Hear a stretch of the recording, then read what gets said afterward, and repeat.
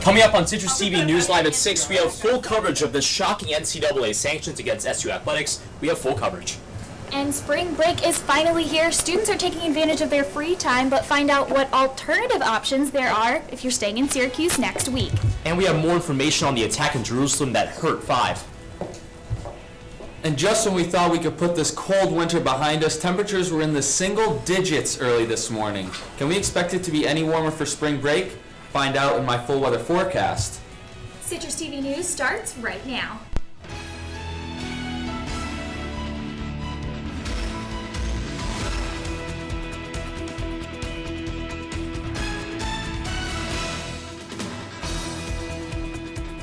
Welcome to Citrus TV News Live at 6. Today is Friday, March 6th. I'm Brian Cheung. And I'm Caroline Strange. The athletic department has hit a major speed bump after the NCAA finished their investigation. That's our top story tonight.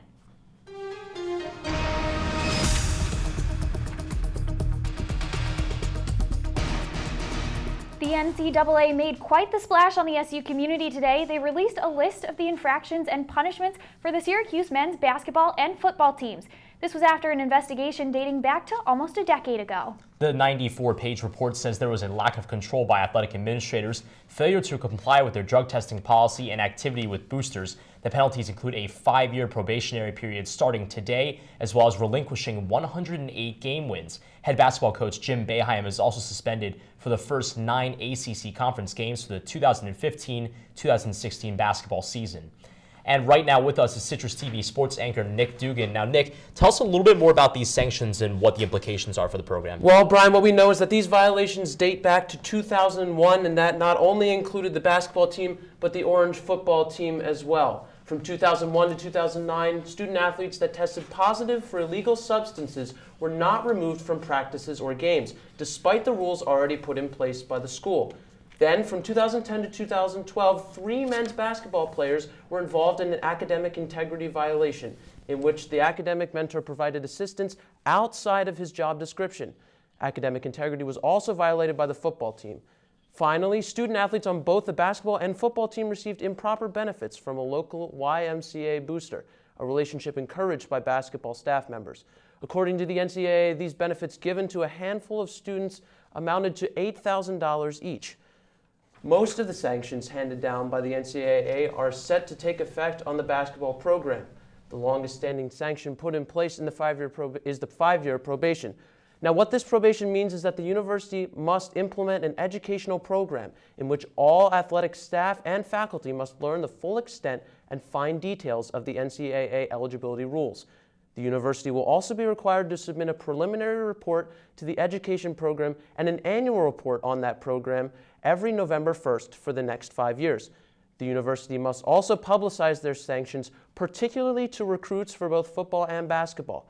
Both teams will be fined $500 for each game played with ineligible student athletes. A total of 12 basketball scholarships are to be retracted over the next 4 years, 3 per year. And on a more personal note, Jim Boeheim will be forced to sit out the first 9 games of the ACC play next season, and even more devastating, a total of 108 wins from his current 966 total will be confiscated. Boeheim, ranking 2nd all-time behind Duke's coach Mike Krzyzewski, would now only be credited with 858 wins. The confiscation drops him to 6th all-time on the wins list.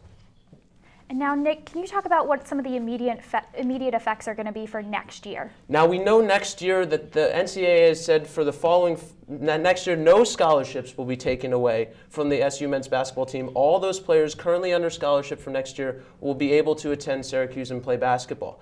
There will also be no postseason ban next year for the SU men's basketball team. Obviously, self-imposed ban this year, but next year they will be able to participate in both ACC and NCAA tournaments. Now, obviously, the effects of this NCAA sanction are going to be going on over the course of the next 5 years, but who does this really hurt? This really hurts Jim Boeheim personally as a coach. Obviously, we know so close to that 1,000 milestone mark. Now, he's taken 108 wins, drops him to 6th all-time on the list, and we know future recruits, obviously, a bit shaky to want to come to a program that's under probation, that has all of these sanctions implicated upon them. It's going to be maybe tougher to pull recruits for the next couple of years for the SU men's basketball team. Thanks so much, Nick. Thanks, Nick. And in an email to students and faculty today, Chancellor Kent Syverud said the following. Specifically, the university strongly disagrees that it failed to maintain institutional control over its athletic programs or that men's basketball head coach Jim Boeheim has taken actions that justify a finding that he was responsible for the rules violations. The university is considering whether it will appeal certain portions of the decision. Coach Boeheim may choose to appeal the portions of the decision that impact him personally. Should he decide to do so, we would support him in this step. With news from the NCAA affecting the school's athletics program, we asked students on campus what they thought of their results. This is what they had to say. I think it's very unfortunate for the program, but you know, rules are rules. So you know, when certain things like these, like certain instances like these happen, there has to be some kind of punishment. I kind of understand like the regulations and what they have to do about it, but I feel like it's a little too drastic. I think that they want the public to know that they're serious about cheating and, you know, violating NCAA policy. So I think they're interested. Now, in lieu of all of this brings us to our question of the day. What do you think of the NCAA sanctions placed on Syracuse? Do you think that they're fair? You can answer this question by tweeting at us at CitrusTV with the hashtag CitrusQOTD.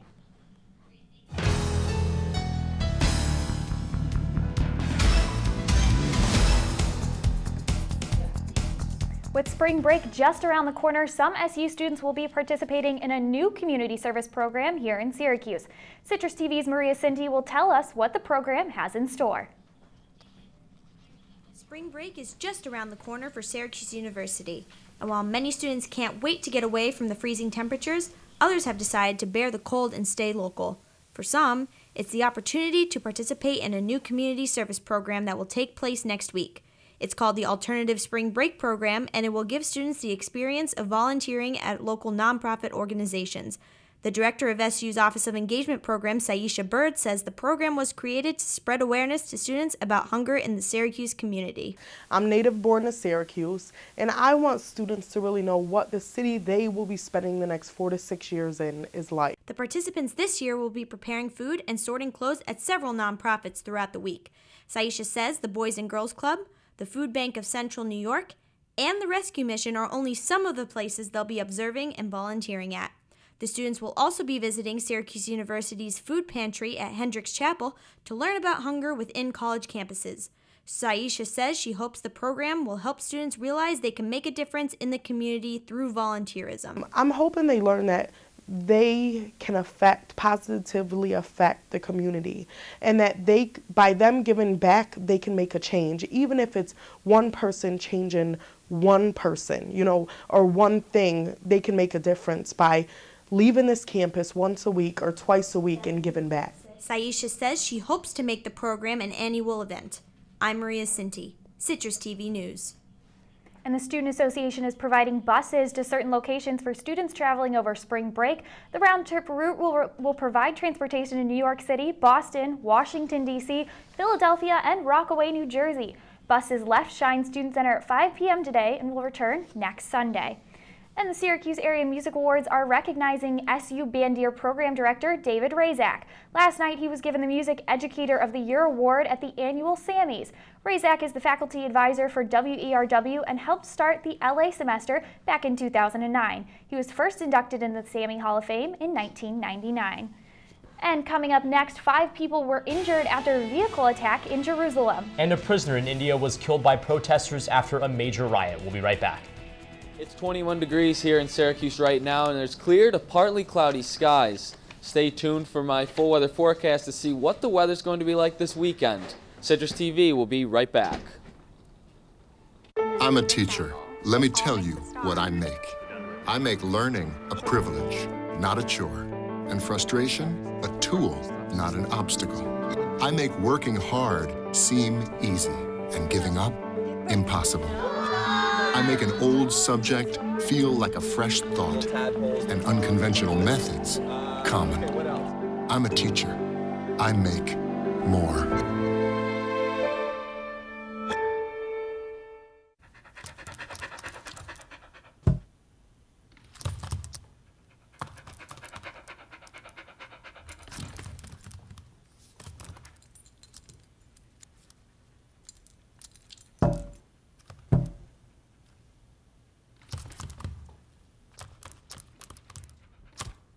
There's a shelter pet who wants to meet you.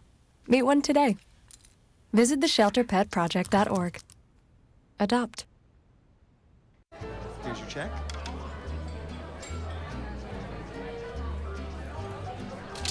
Oh, you got it. You know, since I got rid of my car, I really enjoy walking. Okay. God, no.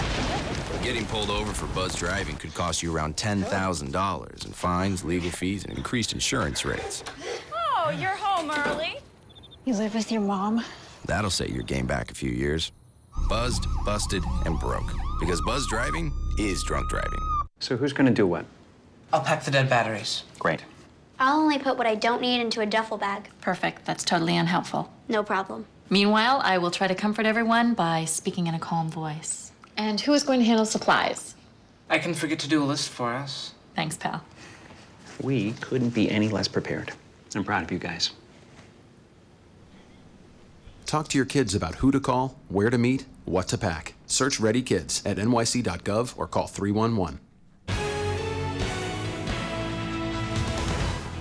Downtown Dining Week deals have been in full effect this year, but the snow has had quite the impact. Citrus TV reporter Monica Hammer has the story. Downtown Dining Week plays a huge role for restaurants in Syracuse. Downtown Dining Week is an awesome opportunity to come and try anything that you might be craving in downtown Syracuse. Downtown Dining Week really kind of plays perfectly for us, being that we offer small plates anyhow. First several years were just 1 week, and then they decided, because it was so successful, to run 2 of the last few years. This year, several restaurants decided to extend their deals another week. A number of us did, actually, just because the weather played such a role this year. We had a ton of snow down here, which made traffic difficult, and it was just really, really cold. The month of February had record-breaking cold temperatures in Syracuse this year, and snow piles like this one have affected businesses downtown. It not only limits parking, but the roads got so narrow this year, they're all one-ways basically. Of course, it's especially busier than a typical end of February would be, but not quite as good as last year.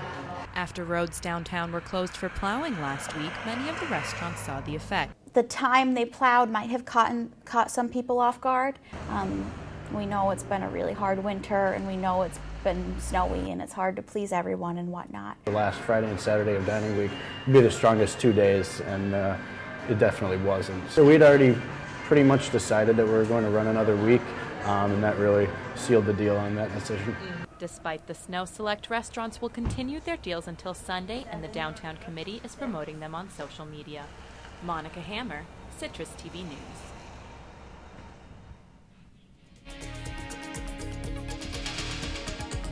Two Ferguson, Missouri police officers resigned on Thursday, and the city's top court clerk was fired over the racist emails uncovered by the U.S. Department of Justice earlier this week. During their investigation following the shooting of teenager Michael Brown, the report highlighted 7 emails between police and employees that contained several constitutional violations. Attorney General Eric Holder says he won't rule out dismantling the Ferguson police. U.S. District Judge Terrence Berg was shot in the leg during a robbery attempt in Detroit. Reports say Berg was approached by 2 people outside his home. When a struggle ensued, the suspects fled the scene in a dark-colored Dodge Charger. Berg was brought to the hospital and is expected to make a full recovery.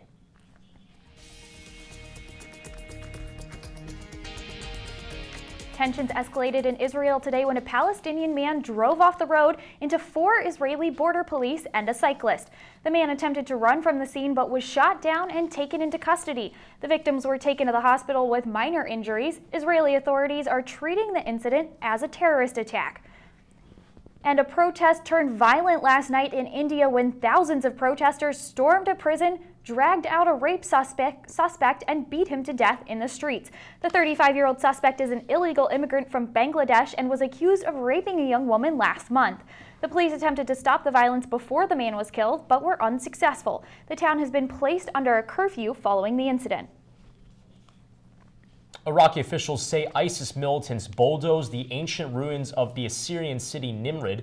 The site in northern Iraq had statues and other artifacts that date back 3,000 years. The destruction comes just a week after ISIS destroyed stone sculptures and other ancient artifacts in the Mosul Museum.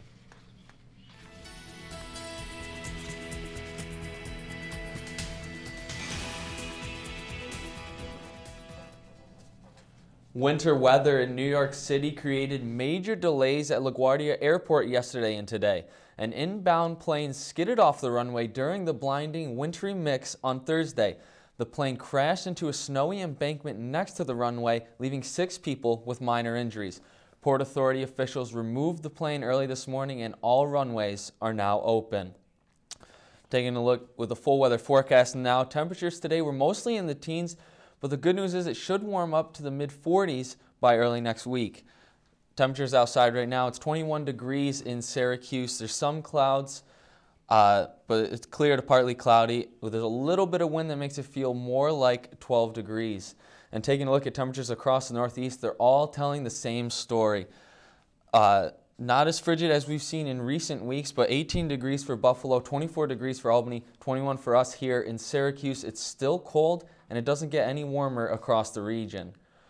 The live radar shows the completely clear skies across central New York right now, but that's going to change by tomorrow. As you can see, there's the early signs of precipitation over the Great Lakes. That's a couple different storm systems that are going to sweep across central New York, bringing on and off snow showers Saturday and Sunday. More on that in the 5-day forecast.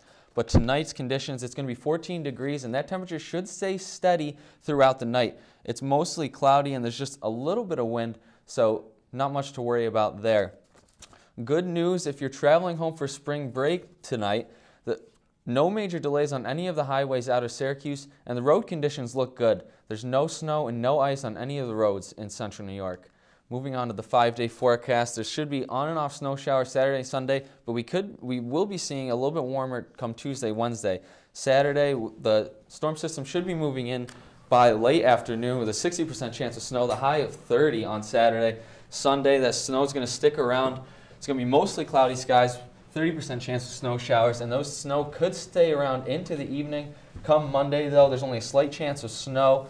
It looks like it's going to be mostly cloudy with a high in the mid-30s, but Tuesday and Wednesday, the sun's finally going to pop out, give us a little break from the cold temperatures we've had, but Tuesday and Wednesday, that mid-40, early, low to mid-40s is actually what the temperatures normally are like this time of year.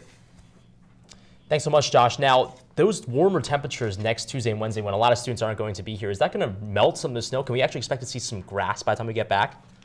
I don't want to say that just yet because it looks like late next week temperatures are going to dip a little bit, but definitely going to melt some of the snow on those 2 days. Well, hopefully most of it will be gone by the time we get back. Now coming up next, the latest job report is showing some positive signs. And Harrison Ford is seriously injured after a plane crash. More after the break. You know what, guys? There's a lot of tree branches and dry brush over here. We should probably move the bonfire over there.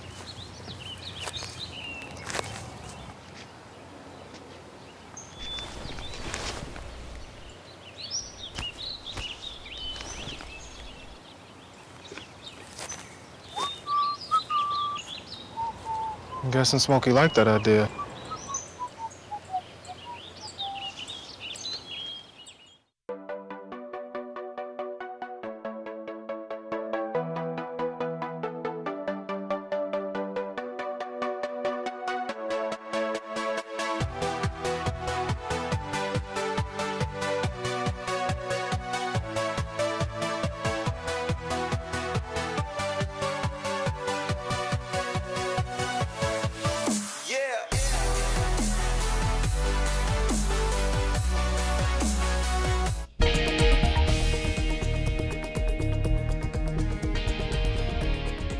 Well, Brian, the gloomy winter weather didn't keep the job market from heating up this month. The economy added 295,000 jobs in February. This is the 12th straight month the economy has added over 200,000 jobs. The unemployment rate has fallen to 5.5%. This is the lowest the unemployment rate has been since May 2008. Some of the greatest job gains were seen in the healthcare and retail business industries.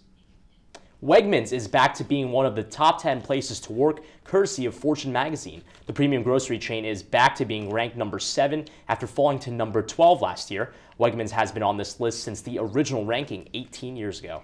Wegmans will be celebrating with customers and employees on Saturday with free cake at each of their stores. Now, some big names are backing up gay marriage. Apple, Google, and Coca-Cola are among 375 companies that are filing a friend of the court brief with the Supreme Court. The companies are requesting for the overturn of a lower court ruling that still upholds bans on same-sex marriages in Michigan, Ohio, Kentucky, and Tennessee. The companies argue that the bans on same-sex marriage are making it tougher for them to recruit and retain some of their top employees. Say hello to the newest member of the Dow Jones Industrial Average. The index, which features 30 large U.S.-listed public companies, announced Friday that Apple, the largest U.S. market value company, will replace AT&T as a symbol of the dominant position of the iPhone maker in the United States economy and society. The decision was made in light of the recent innovation over the better part of the century. Apple's market capitalization is at over $700 billion, and AT&T's market value is just under $200 billion.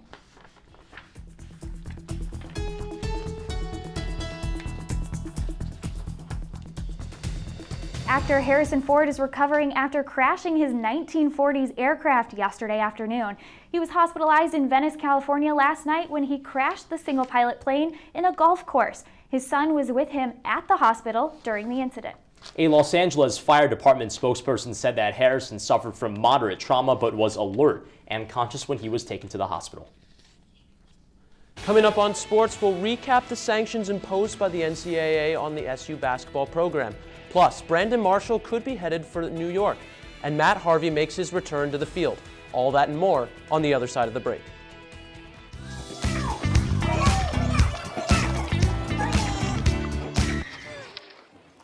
Looks like it's done.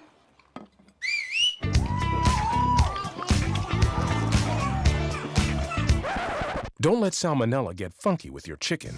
On average, 1 in 6 Americans will get a foodborne illness this year.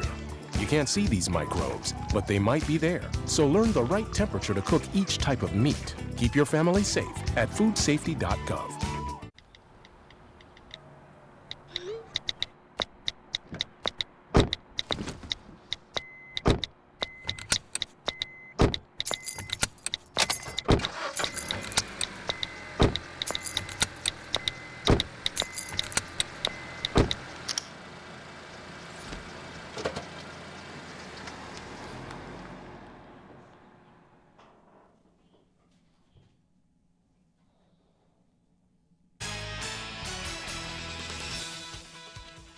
The NCAA handed down sanctions today pertaining to multiple infractions committed by the Syracuse University men's football and basketball programs.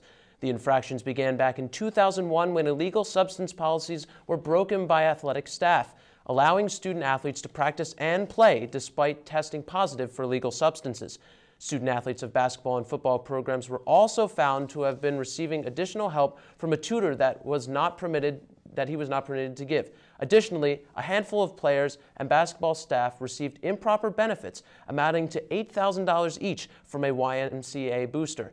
The basketball program received a 5-year probation, forcing them to implement an education program for all athletic faculty and staff to understand the eligibility rules outlined by the NCAA. The university was fined $500 for every game in which an ineligible player participated. The basketball program will also be losing 12 scholarships over the next 4 years. And the NCAA revoked 108 wins from Jim Boeheim, lowering his current total of 966. The sanctions do not include any future postseason ban for the basketball team, and the 2003 national championship will not be confiscated. Chicago Bears have agreed to trade wide receiver Brandon Marshall to the New York Jets for a 5th-round draft pick today. The trade, however, cannot become official until the free agency period opens Tuesday afternoon at 4 p.m. While Marshall only tallied 721 yards receiving last year, Marshall was plagued with multiple injuries, including fractured ribs and a punctured lung. Prior to the 2014 season, Marshall had 7 consecutive seasons in which he surpassed the 1,000-yard mark. The Yankees were in action today down in Clearwater, Florida, and were able to defeat the Philadelphia Phillies 4-1. The Yankees were able to score their 4 runs, 3 of them coming in the 4th inning on 10 hits, while limiting the Phillies to just 1 run on only 4 hits.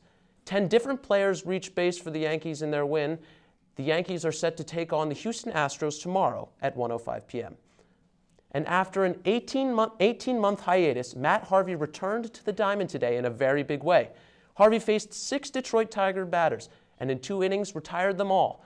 The New York ace, after coming off of Tommy John surgery at the tail end of the 2013 season, showed no signs of rust as his fastball clocked in at 99 miles per hour. Harvey is set to take the mound again on Wednesday against the Miami Marlins. And the Syracuse Crunch is set to take the ice tonight for the first time this month against the Portland Pirates. The Crunch entered the game with a record of 33-8-15, leaving them just 3 points behind the Hershey Bears for first place in the conference standings. The last time Portland traveled to Syracuse was in April of last year when the Crunch swept the Pirates in the first round of the Calder Cup playoffs. The Crunch, however, lost their only other game against the Pirates this season in Portland 2-1. And we'll be right back.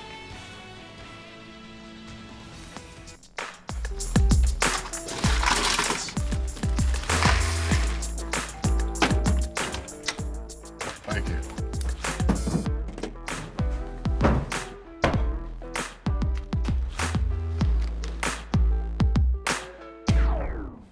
You got a king? Go fish!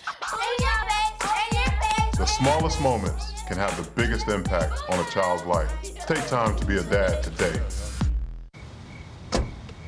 Thank you, dear. Well, you're very supple. It's like I was at your age. Back then, I was a sex expert. Used to call me the buttered biscuit. I know about birth control, too. So you can ask me anything, baby. Bedsider.org has birth control information and a lot more. And it's... Have you had sex in this car yet? So, I'm kind of new here, but I've noticed a trend. My human does this funny thing where she goes around and gets all my toys, and then she hides them in that basket by the door. You know, but it's always the same basket, and it's always in the same place. And then she acts so surprised when I find them, but, you know, she's putting them in the same basket. Again. It's like, hello, that's where you put it last time. You were the worst at hide and go seek. Josh Bazan is back in studio with our wake-up weather tomorrow. What are we expecting in the morning, Josh? Tomorrow morning, temperature's going to be in the mid-teens early morning, but it's going to warm up quick. It's going to probably be 30 degrees by noon. Now, for people trying to catch flights tomorrow morning, what can we expect on the roads? What should they be wearing? Tomorrow morning is going to be pretty clear. There's no snow expected, no precipitation at all, so it's probably going to be pretty easy hitting the roads in the early morning. And throughout the next week, are we going to see some of those warmer temperatures stick around after that? It's going to be a little bit warmer late next week. I know we have the mid-40s Monday, Tuesday, Wednesday, but it's going to dip a little bit, probably be 30s. It's still going to be below freezing late next week. Okay, well, that's exciting. I know it's going to be 65 when I'm at home, so hopefully it stays pretty warm when we get back. Everybody's hoping that. Now, we want to give a big birthday shout out to one of America's most famous snack foods. The sandwich cookie with a creamy core is celebrating its 103rd-year birthday today. The first Oreo was sold on March 6th, 1912. And since then, the cookie has come in many variations from peanut butter to birthday cake and even recently red velvet cake. Oreos are America's top-selling cookie. Now, I heard that they were going to get a cotton candy Oreo, but I don't know if those are actually true. Now, I think the real question is, how do you eat your Oreo? Because my strategy is you take it, crack it open, like the middle, and then pop it in there. I try to get it to where you have the frosting on one side, and then you eat the cookie, and then just the frosting. I love it. That's it for Citrus TV News Live at 6. I'm Caroline Strange. And I'm Brian Cheung. Thank you so much for watching. Have a great night.